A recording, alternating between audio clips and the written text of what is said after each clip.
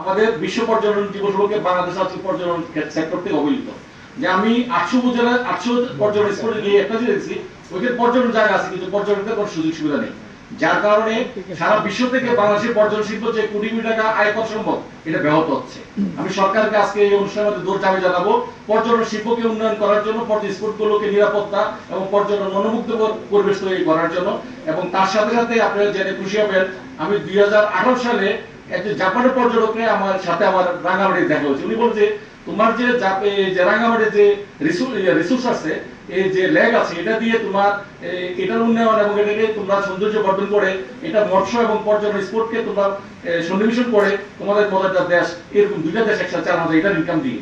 তো আমরা এই সেক্টরে আমি আপনাদের মাধ্যমে সরকারকে অনুরোধ করতে চাই, এই সেক্টরে একটা যদি শক্তিশালী একটা আমার কমিটি গ্রহণ করে পর্যটন সেক্টর উন্নয়ন কল্পে আপনার এখান থেকে একটা পরামর্শ যাবে, এবং পরবর্তীতে আমরা পর্যটনের উপরে আমাদের বিক্রমাজার ব্যাস এবং পর্যটন রিলেটেড কুমিল্লা যারা আছেন তারা নাম একটা সেমিনার করবো, আপনাদের সহায়তা পেলে আমাদের উৎসাহ করবেন। এই বলে আমি আমার বক্তব্য শেষ করছি। ধন্যবাদ। আসসালামু আলাইকুম।